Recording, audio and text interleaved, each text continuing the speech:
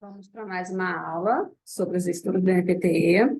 Hoje vai ser uma aula mais prática, ah, sem muito conteúdo ainda, mas voltada para dar o start mesmo ali para vocês estudarem, ok? Então, como começar com o pé direito para a preparação? Primeiro passo vocês já deram, como eu comentei, que é vocês comprarem esse curso, iniciarem realmente, tirarem do papel essa ideia de ir para os Estados Unidos. Uma das coisas importantes para vocês não desistirem é estarem cientes de por que vocês querem isso, por que vocês querem ir para os Estados Unidos, o quão importante é essa tomada de decisão, essa validação do diploma, tá? Isso vai ajudar vocês a se manter no caminho. Então, a gente falou na aula passada sobre criar um plano de estudos, ter consistência na hora de estudar, não ficar muitos dias sem estudar, tá? Para não perder o hábito. O que que acontece? Estudar vai ter que se tornar um hábito para vocês, vai ter que se tornar parte da rotina de vocês, tá?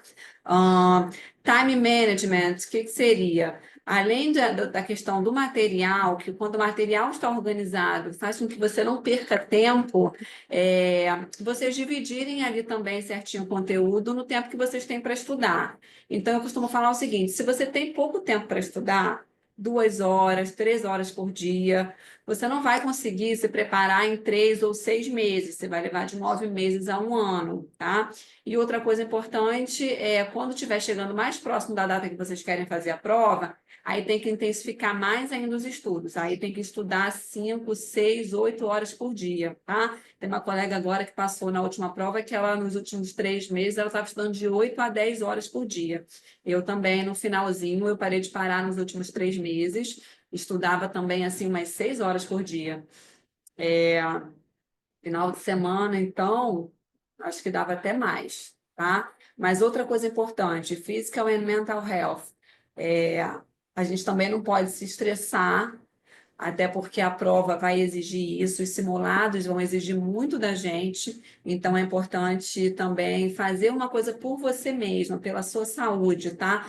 Balancear os estudos com atividade física, com exercícios, com algum tipo de relaxamento. Vai sair um pouco, sim, para caminhar, para passear com o filho, mas vocês vão ter que diminuir, sim, o ritmo aí das festas, tá? A família, de vez em quando, vai ter que sofrer com a ausência de vocês. Uma festa numa semana vocês vão, na outra não vão, entendeu? Escolhe um aniversário para ir, o outro para não ir. A gente são escolhas também que a gente tem que fazer em prol desse objetivo, tá bom? E praticar bastante questão. Então, assim, nas primeiras semanas vocês vão estar fazendo poucas questões porque estão se familiarizando com o conteúdo e com o inglês, mas uma das coisas mais importantes para passar na prova são as questões e os simulados. Então, porque com as questões a gente vai entendendo melhor como o conteúdo é cobrado, o que é mais cobrado, e com os simulados a gente vai conseguindo perceber o nosso score, percebendo se a gente está ficando cansado, com fome, se está ficando estressado, dor de cabeça, entendeu? Então, mais para frente, quando for a hora dos simulados e de preparação para a prova mesmo, vocês vão perceber tudo isso. Vocês vão se preparar, por exemplo, para um simulado de 225 questões e vão ficar ali 5 horas sentados, sem nenhuma distração, para perceber como que você lidar com isso, com o estresse, com o nervosismo, com a fome, com a sede, ok? Então, desde já, praticando bastante questions, tá bom? Cuidado, uma coisa que eu gosto de falar também, cuidado com o material com que vocês vão estudar. Principalmente quem está assim, muito ativo na fisioterapia, formado há muito tempo, acha que sabe muito. Aconteceu isso comigo com uma outra colega. A minha colega, ela sabe muito de músculo esquelético, só que muitos conceitos ou muitos ideais ali de tratamento de interventions que ela tinha não era o que o NPT pedia, ou não era o que era o certo para eles. Então, ela tinha que desmistificar aí algumas coisas na cabeça, entendeu? Por isso que qualquer um pode passar, independente de estar ativo na profissão ou não, tá? Só estudar bastante. Então, muitas pessoas perguntam: ah, tá, mas como começar? Então, a gente já falou sobre os livros, sobre aulas, podcast, videoaulas, curso preparatório. E aí, a primeira coisa do básico, anatomia e biomecânica. Tá, Joyce, mas o que você faz de anatomia e biomecânica, gente? Praticamente tudo. tá? Começando pelos planos de movimento, e aí vocês vão estudando e já, como nós já somos formados, já vai estudando e pensando em pacientes, pensando em patologias, pensando em cenários de pacientes, tá bom? Então, plano de movimento, plano frontal, plano sagital, a gente tem que ter isso na cabeça. Se um paciente vai fazer, ele tem problema de flexão ali de joelho na caminhada, aí a gente sabe que é o plano sagital, então que exercício que vai ser benéfico para ele, sabe? Tem coisas simples, que é só pensar um pouquinho. Kinetic chain, cadeia cinética fechada, aberta, então não estudar só o que é, mas para que é importante, entendeu? Em que momento que é importante eu trabalhar a cadeia cinética fechada ou aberta? Em que tipo de paciente, que tipo de patologia, tá? Fazendo essas conexões. Upper extremity, como eu falei, extremidade superior, lower extremity, extremidade inferior. Aí vocês vão lá estudar a origem, inserção, função daqueles músculos, nerve supply, que é super importante porque eles conectam muito, tá? E aí vai fazendo tabelas. Eu trouxe até uma tabela aqui para vocês, só para vocês darem uma olhada, ó. Essa tabela tem, por exemplo, os músculos, nem tem todos, que não cabia aqui, músculos do membro inferior, inserção e origem, movimentos dele, e aí façam também colocando do ladinho nerve supply, tá? A parte de neuro também, começar com neuroanatomia, que a gente começou, os lobos, o que é mais característico do lobo frontal, do lobo parietal, quais são as funções deles, os hemisférios também do cérebro, hemisfério direito, hemisfério esquerdo, são responsáveis por quais setores ali do cérebro, entendeu? O setor límbico, tem o direito, não sei o certo não, tá? Depois a gente vai falar sobre isso, mas um é mais voltado para raciocínio, lógica, o outro é mais voltado para as emoções, tá? Porque aí vai facilitar vocês na hora de entender os sinais e sintomas também das patologias. A estudar sobre cérebro, spinal cord, forebrain, brainstem, tá? Então, onde está localizado? Se está localizado no cérebro, vai dar upper motor neuron lesion. Se está localizado abaixo da medula espinhal, lower motor neuron lesion, tá? Então, como eu falei, as conexões. Funções ali das artérias vertebrais, isso aqui também é super importante estudar no início, porque aí vai facilitar também a gente entender os sinais e sintomas das patologias neurológicas. Na parte cardiopulmonar, cardiovascular pulmonar, tá? Então entra aqui a parte também de lymphatic system. Estudar inicialmente a anatomia do coração, principalmente para quem se formou há muito tempo e não lida com essa parte de cardio. Estudar a condução ali de veias, de artérias, válvulas, tá?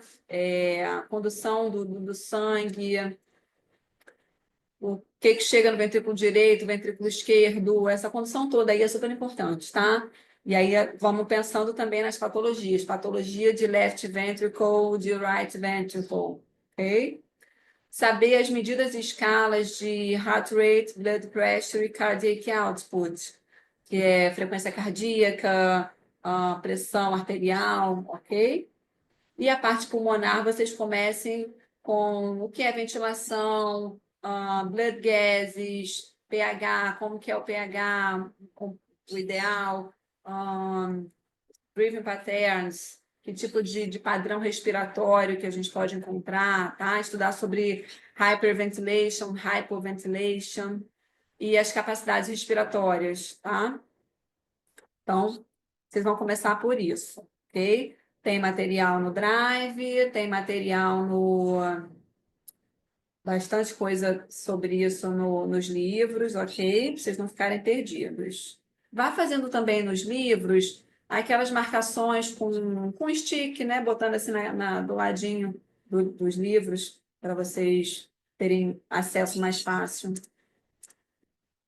E aí, estudou esse início, qual seria a segunda parte? A gente aplicar esse conhecimento no raciocínio crítico com as questões, aplicar, né? A parte clínica ali. Então, aí depois vamos começar, então, a estudar patologias de coluna, upper extremity, lower extremity. Aí, estudando patologias, a gente já vai estudando special tests. E aí, estudou special tests, vamos conectar esse teste especial ele é mais característico para paciente que está com uma dor aguda, para paciente que está com uma dor crônica. Esse teste aqui, por exemplo, o NIRS Impingement Test, é um teste específico para tendão no supraespinhal, tá? Então, se ele der positivo, pode ser uma lesão no supraespinhal, entendeu? Então, já vai conectando os testes com as patologias e com os DDIs, os diferencial diagnoses. Por exemplo, o paciente está com o sulcus test positivo, que é um teste que vai dar positivo se tiver glenomeral instability. E aí, o que isso quer dizer? Quer dizer, por exemplo, uma dislocation do ombro, tá? Então, já vai fazendo diferença diagnoses com os special tests. Estudar sinais e sintomas, etiologia, e aí depois as interventions, tá bom?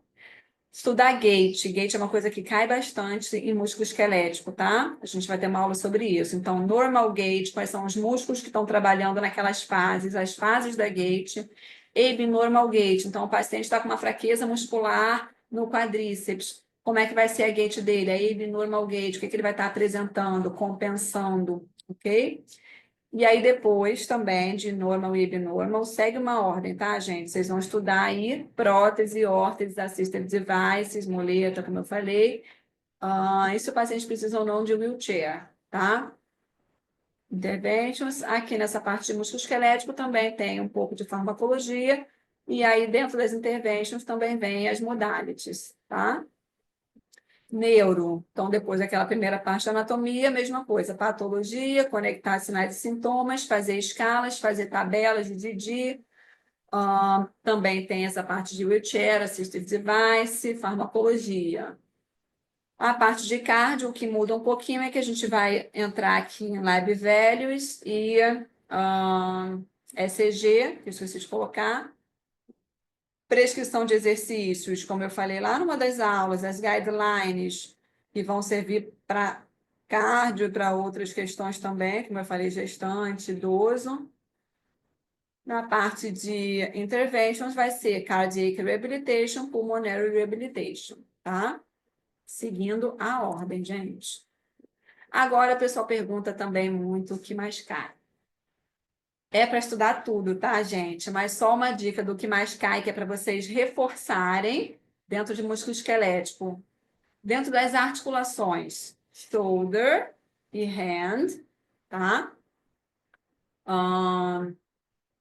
Dentro das articulações inferiores, ankle e knee, joelho e tornozelo, knee, ankle, gait, pós-operatório. Então, dentro das interventions, pode cair pós-operatório ali de LCA, tá? Pós-operatório de fraturas, ok?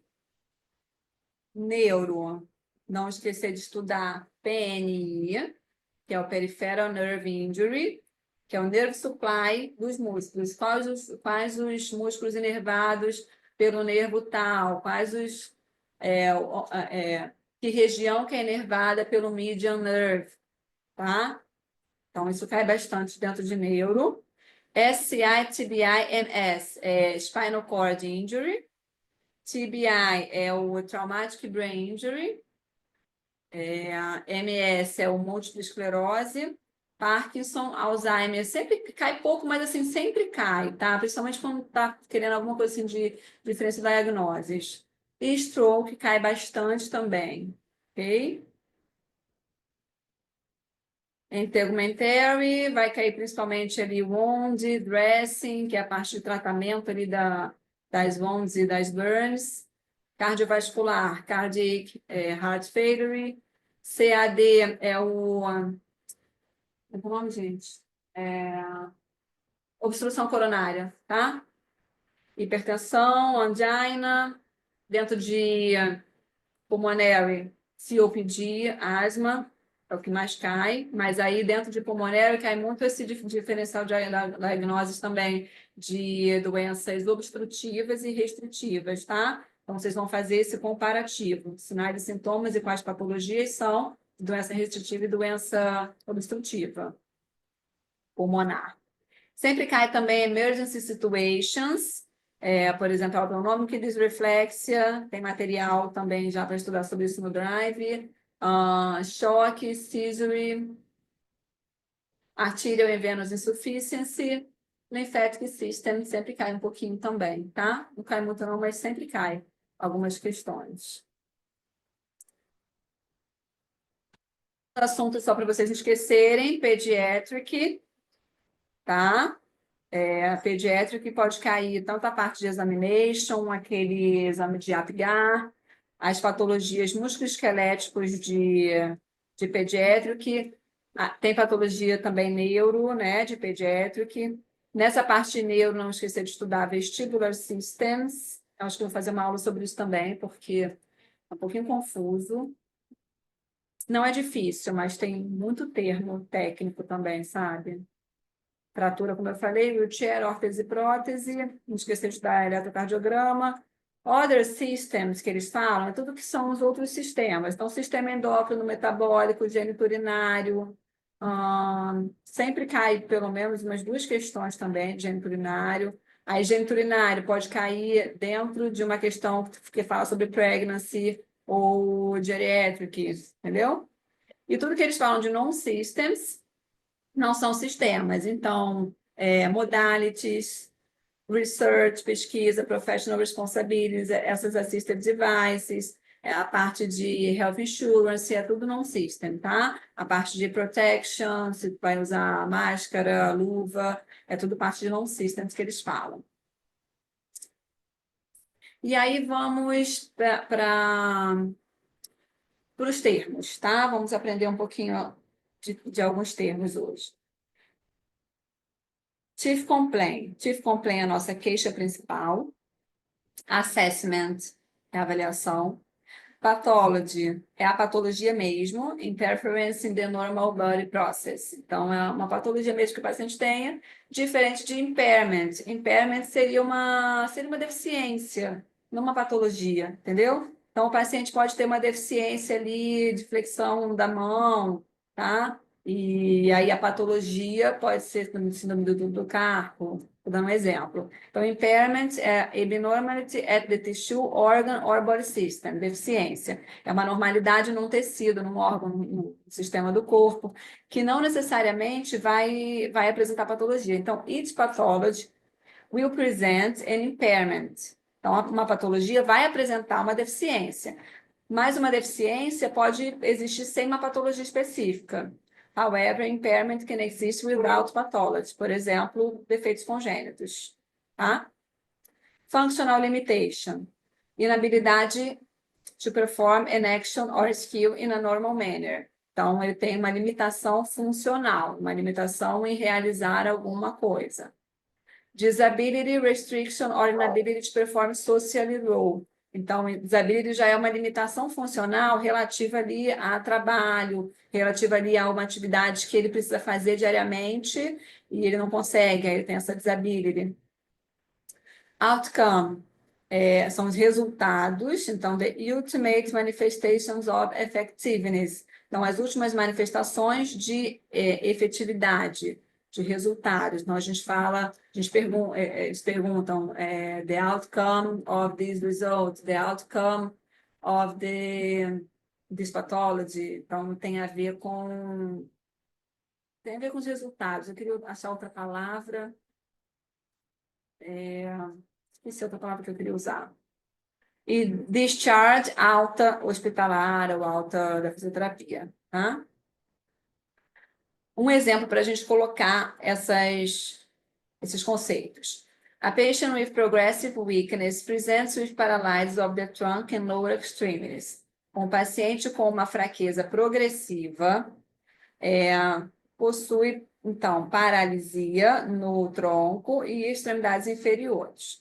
The patient is diagnosed with T10 spinal cord tumor and utilizes wheelchair for mobility. Então, o paciente foi diagnosticado com um tumor em T10, na medula, e utiliza wheelchair para mobilidade.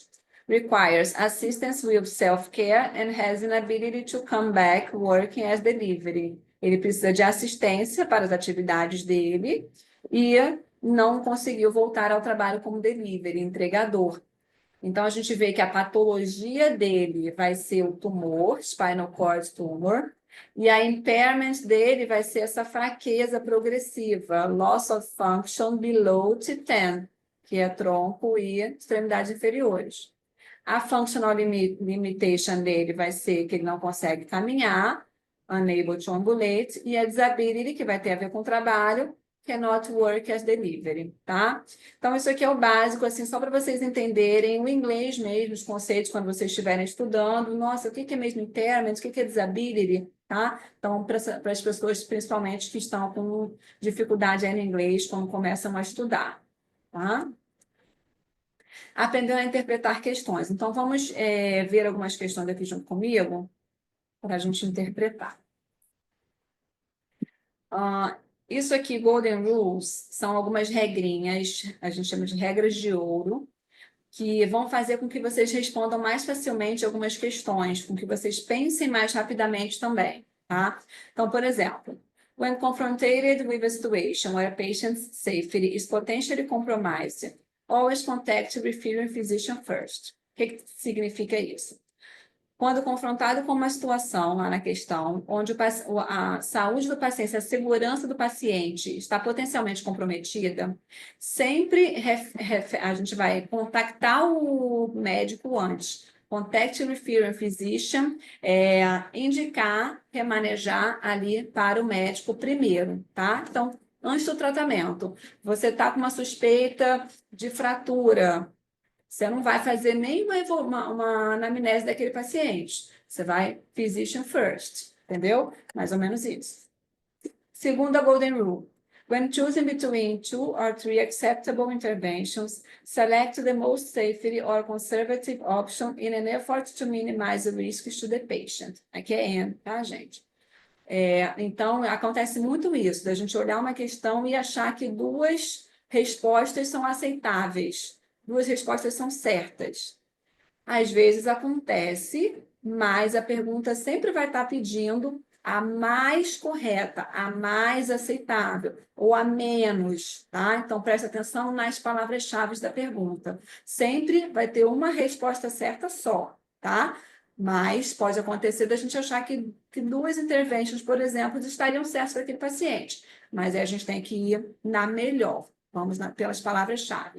E aí, quando a gente ficar na dúvida, vai na que é mais segura ou conservadora para o paciente, que minimize riscos para o paciente, tá? Então, por exemplo, veio uma questão ali complexa, comprida, num cenário based question. Aí está falando que o paciente tem 90 anos de idade, impairment balance, então o equilíbrio dele está comprometido. Aí a gente pode estar perguntando, por exemplo, se uma intervention seria o paciente subir e descer a escada com uma muleta ou subir e descer a escada com o cuidador do lado, entendeu? Aí a gente vai na mais segura, vai pensando, né, em tudo que está dizendo ali a questão para formar a sua resposta. Terceira, understand the rules and responsibilities of PT and PTA. Então, tem sempre questão sobre isso também. O fisioterapeuta, PT, e o fisioterapeuta assistente, PTA, tá? Aqui no Brasil a gente já teve isso, não tem mais, agora só os estudantes mesmo, né, estagiários, mas lá eles têm PTA. E aí tem coisas que o PTA pode fazer e coisas que ele não pode fazer, isso a gente tem que saber, tá? PTA cannot modify the plan of care, the PT plan of care. Então, quem faz o plano de tratamento do paciente é o fisioterapeuta. O fisioterapeuta assistente não faz o plano de tratamento, o fisioterapeuta assistente não avalia o paciente e não dá alta para o paciente, tá? Don't discharge the patient. They should contact supervisor PT prior to changing some aspects of the patient's therapy session. Então, se ele quiser mudar alguma coisa, ele precisa contactar o fisioterapeuta, o supervisor dele, antes de qualquer mudança, tá? Agora, ele pode tratar o paciente ali sozinho? Pode, tá? O plano de tratamento está ali, o fisioterapeuta deu para ele, olha, você vai fazer esses 3 exercícios aqui com ele, com essa carga, essa resistência, esse número de repetições. E aí, quem vai fazer com o paciente vai ser o PTA, entendeu? Então, vamos pensar em umas questões aqui. A patient presents to physical therapy for treatment of a humeral neck fracture that she sustained after falling out of the bed 3 weeks ago. Um paciente se apresenta para um tratamento de fisioterapia após uma fratura do colo do úmero, onde ele sustenta essa fratura desde que caiu da cama há 3 semanas. Então, assim, a fratura ocorreu após ele cair da cama há 3 semanas. The physician's referral states that the fracture is stable. Então, ele já passou pelo médico, já usou lá, já fez tratamento e já está com a fratura estável. Ok? Então, a gente começa a analisar as palavrinhas-chave aqui, tá? Teve uma fratura, 3 weeks ago, stable. São as palavrinhas-chave. The patient's shoulder mobility is the therapist's primary concern at this time. Isso aqui também é super importante. O objetivo do paciente, do fisioterapeuta, o que ele está mais preocupado, primary concern at this time, é o quê? Shoulder mobility. Isso aqui vai fazer diferença no tratamento, tá? Which of the following interventions would best address the current impairment? Então, qual das intervenções abaixo vai ser melhor para essa dificuldade, essa impairment que foi apresentada aqui? A. PNF, D2 flexion e supine. Independente de vocês lembrarem qual é a D2 flexion ou não, a gente consegue responder essa questão, ok? B. Pendulum. C. Multi-angle submax isometric. D. Gentle passive stretching into end range of motion. Então, a letra A, aí como é que a gente vai analisar isso? A letra A, que é o PNF, o que o PNF usa para o tratamento? Que tipo de movimento? Movimento ativo, movimento passivo, resistido, tá? Supine. Supine vai ajudar o paciente, vai dificultar o paciente, ok? Mesma coisa, a gente pensa no pêndulo. Para que serve o pêndulo? Para fortalecimento, para mobilidade? Multi-angle submax isometric. Isometric tem a ver com o objetivo do fisioterapeuta, que é shoulder mobility. Gentle passive stretching, alongamento passivo gentil.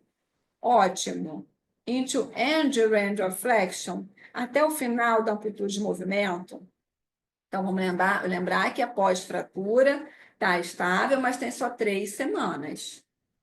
Tá? Então, a resposta seria pendulum. Vamos ver o rational, vamos entender o porquê. Pendulum are an excellent initial intervention to improve shoulder mobility post-fracture with radiographic healing. Então, o pêndulo é uma excelente intervenção inicial para promover a mobilidade, se a radiografia já está mostrando que está estável ali, né? Que a fratura já está consolidada. PNF is an active exercise, and although the fracture is healed, ainda que a fratura esteja consolidada, active exercise are not indicated until after 6 weeks. Então, só depois de 6 semanas é que a gente faz exercício ativo. Entendeu? C. The therapy is focusing on improving shoulder mobility. Então, a gente viu que a isometric exercise não melhora a mobilidade. Certo? Não tem movimento. E a letra D, o stretch seria ótimo, alongamento seria ótimo, mas end range somente não é indicado até 3 semanas pós-fratura. Ok?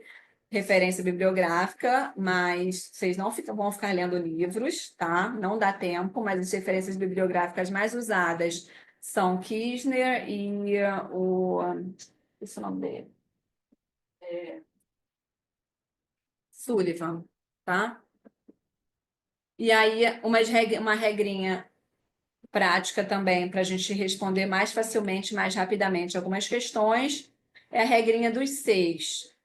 Nas primeiras 6 semanas, a gente caracteriza como uma active range of motion, como uma active care, como uma Desculpa, acute care, como uma patologia que ainda está aguda, tá? Então, a gente tem que tomar mais cuidados, uma fase mais protetiva e protetora. Então, passive range of motion, que a gente pode usar, pensando em protection e pain control. Então, a gente pode usar modalities aqui nessa fase, ok?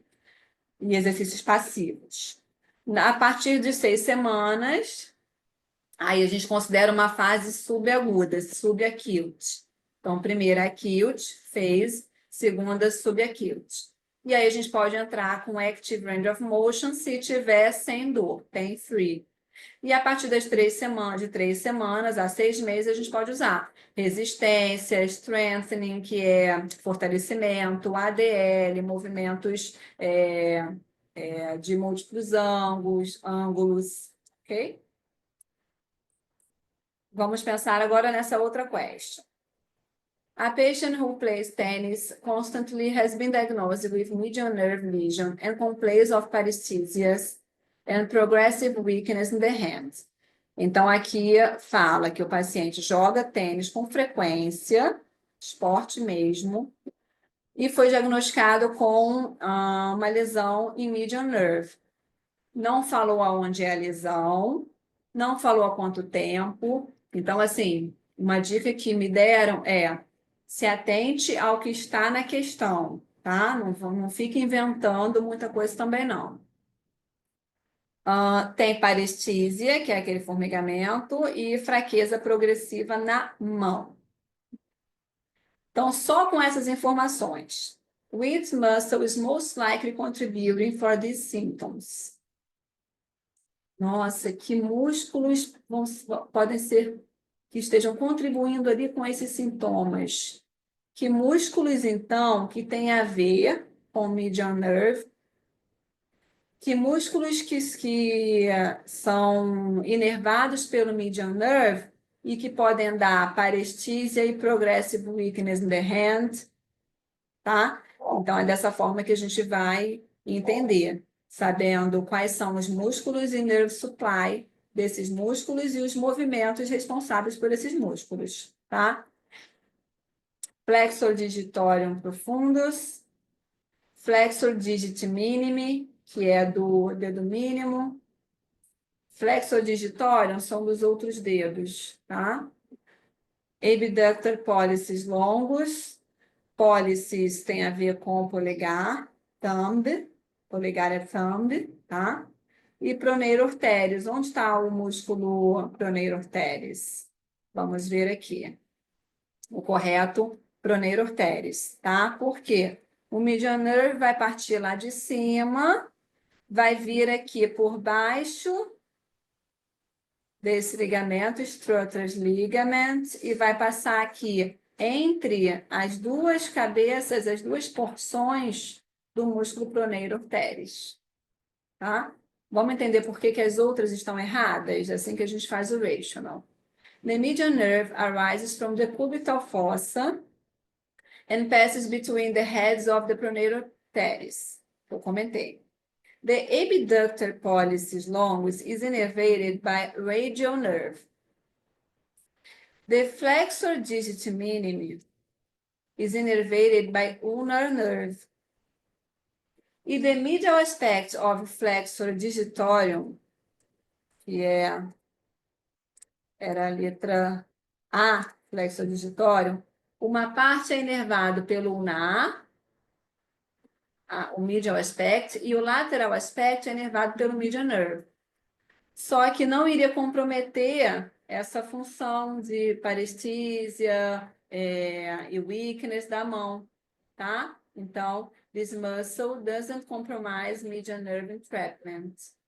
Então, por isso a resposta é letra D, tá? Então, assim, o que eu quero com essa questão é que vocês entendam que os assuntos eles vão sendo associados. Então, fala de músculo, fala da localização ali dos sinais e sintomas, mas fala sobre nerve supply, ok? Esse tipo de questão cai bastante, porque a gente tem nerve supply para coluna, membros, então tem a ver com músculo esquelético, tem a ver com neuro, tá?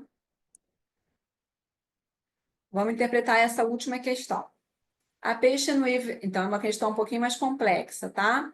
A patient with multiple sclerosis is referred to physical therapy evaluation while still in patient setting. Então, o paciente ainda está no hospital, mas o fisioterapeuta vai fazer o assessment, a evolução lá dele, a avaliação. The Patient Trunk Impairment Scale, TIS, score, e saiu errado, tá, gente? Score, e 6 de 2023. Então, 6 de 23 é esse Trunk Impairment Scale. Então, aqui eu quero colocar para vocês a importância da gente saber as escalas, tá? He also presents, sem esse R, he also presents diminished sitting balance and reduced sitting tolerance. Vamos parar um pouquinho aqui.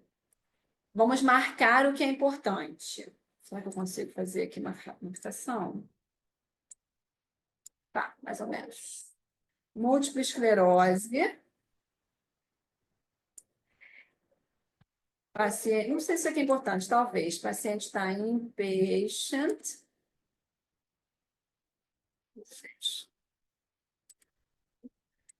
Será que eu vou conseguir sair daqui depois? Fazer uma marcação aqui, melhor. Esse Trunk Impairment Scale Score 6 é importante. Diminished Sitting Balance. Ele tem um equilíbrio sentado diminuído. E tem um equilíbrio também, uma tolerância de ficar sentado também diminuído. Então, ele não consegue ficar muito tempo sentado. Pensa numa criancinha, 4 meses de idade, tá? Não é o caso, mas só para a gente imaginar.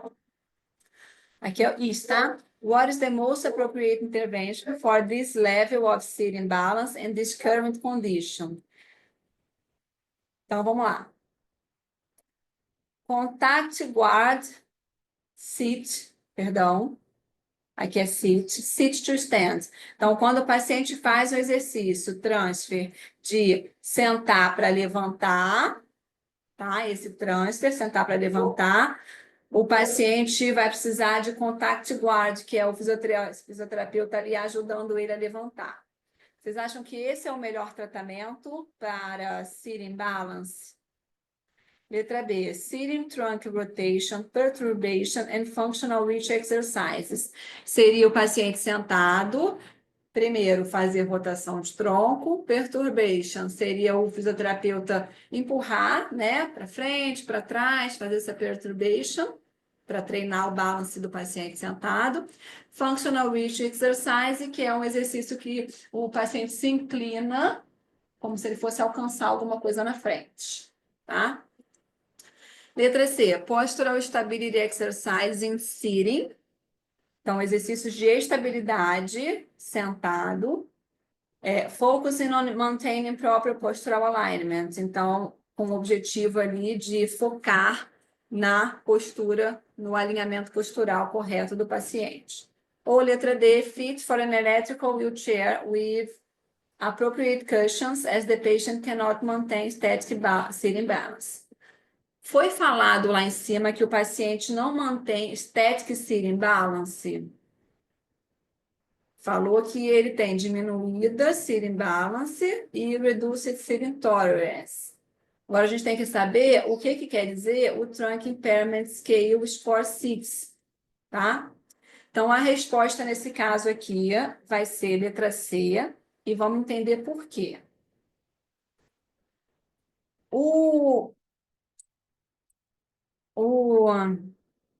score desse exame, TIS, indica o score 6, indica que o paciente mantém static posture for a short duration, 10, 15 segundos. Então, vocês têm que pegar esse exercício, esse teste, e ler ali esse teste para entender essa numeração, tá? E aí essas escalas, tem várias escalas que são importantes exatamente isso, a gente entender se uma numeração alta quer dizer bom ou ruim, uma numeração baixa isso quer dizer que está melhor ou pior, entendeu? It's important to improve sitting balance and tolerance prior to sustained or repetitive standing transfer activity. Então, o paciente consegue manter postura estática por pouco tempo. Então, é importante, primeiro, a gente trabalhar sitting balance e tolerância. Então, trabalhar ali o postural alignment dele, trabalhar a isometria, tá? Antes de trabalhar, levantar e sentar, repetitivo, movimento de levantar e sentar, movimentos sustentados por muito tempo, tá? Por isso que a letra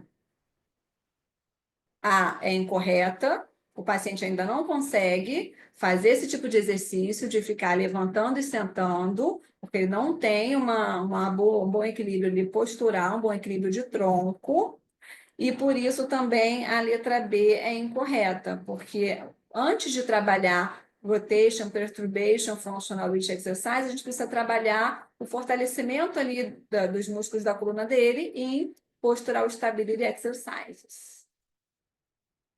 Então, patients requires moderate to maximal levels of assistance with sit-to-stand transfers. Ele ainda precisa de muita assistência, moderada to maximal assistência. Então, não é o melhor tratamento ali inicial, tá? O score 6 demonstrates significant impairment with dynamic and coordinated sitting balance, como eu falei. Então, essa coordenação aqui de functional reach, exercise, vai ser difícil para ele. E fit and electrical exercise, desculpa, fit and electrical wheelchair, na letra D, is too restrictive, é muito restritivo. Não vai permitir que o paciente evolua em nada, tá? Você está botando ele numa condição ali de repouso em que ele não vai precisar da musculatura dele, da musculatura do tronco dele, tá? Então, it's too restrictive and doesn't allow the patient from improving static sitting balance. Não vai permitir nem que o paciente melhore. Entendeu? Então, essa é a forma que a gente avalia as questões, que a gente analisa as questões. A gente indo por... Eu tiro daqui agora. Ixi, Maria, fiz besteira aqui, gente. A gente indo pelas palavrinhas-chaves, tá? E entendendo os conceitos. E vamos por ordem. O que é mais importante? O que vem primeiro aqui? O stability exercise vem primeiro do que perturbation, entendeu?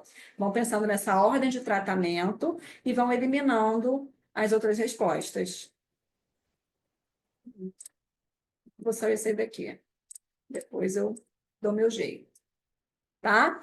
Mas finalizamos. Por hoje é só. Tenham uma boa semana de estudos, ok? Precisando, podem entrar em contato comigo. Beijos, boa semana.